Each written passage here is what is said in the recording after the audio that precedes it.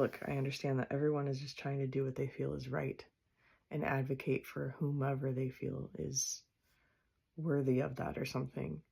But I'm going to say something because I feel very frustrated that I'm getting the heat for having gone to Israel, and I think I listen, as as a survivor of sexual abuse, sexual assault, I will tell you that when I saw what happened on October 7th, again, I have friends there, okay? When I saw what happened on October 7th, especially to the women who were raped and assaulted, and nobody advocated for them, no women's organizations, groups came forward and said this is wrong. Hamas didn't go after soldiers, they went after innocent people, innocent women and children. Nobody advocated for them, and in fact, they thought they deserved it. That felt very personal to me. And now we can talk about the territories and the land and what happened before that, but nothing justifies this. Nothing. And so I knew as a survivor and doing my vlogs and advocating for survivors always, forever and always, that was something that I needed to do, was to advocate for these people. That's not to say that I don't see the suffering that happened prior to that, or that I don't believe the people of Palestine should be free. That is not what I have ever said, and that's a different issue. But how are you going to give me a hard time for wanting to go and support people in Israel, people who have suffered, who have experienced heartache? It's not a this or that thing. It's not a one or the other thing. If there is suffering and you're asked to serve and help people, do you not do that?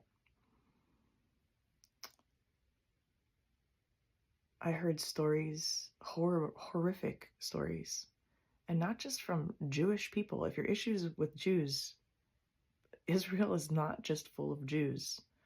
There's also Muslim people. There's other religions. There's Christians. It's a melting pot of diverse people.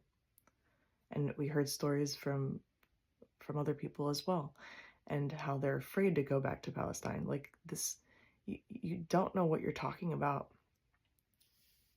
It's to condemn an entire country, a very small country, mind you, that, yes, is the only Jewish country, to condemn these people and speak as though they don't deserve the same support for their suffering is just wrong.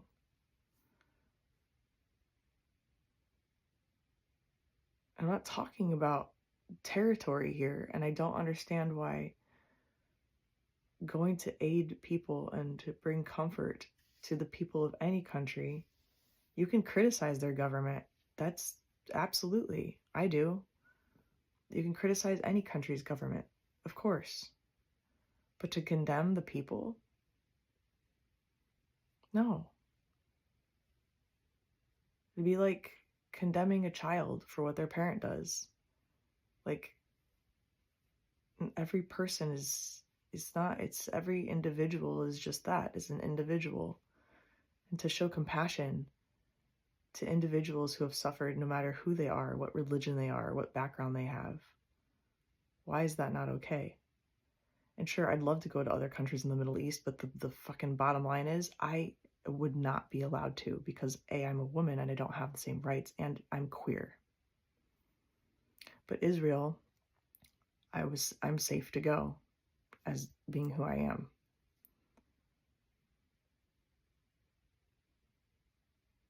So I just, there's so much more to say and so much more to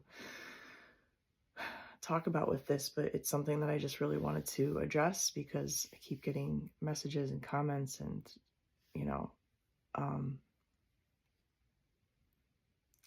I, I beg you to stop just getting your information from social media.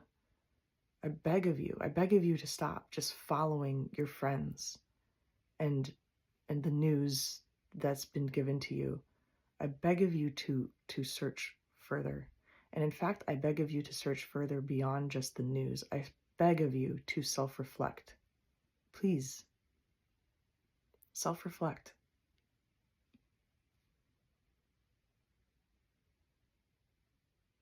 If compassion is given, why do you criticize?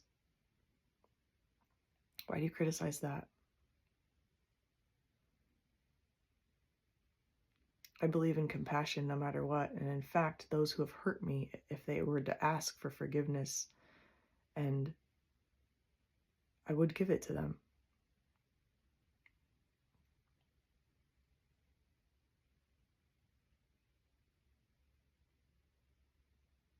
To me, it's just basic. Why can't we go back to the basics?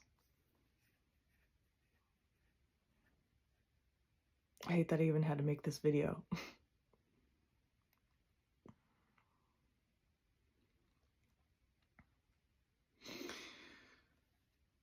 So that's it. That's all I got.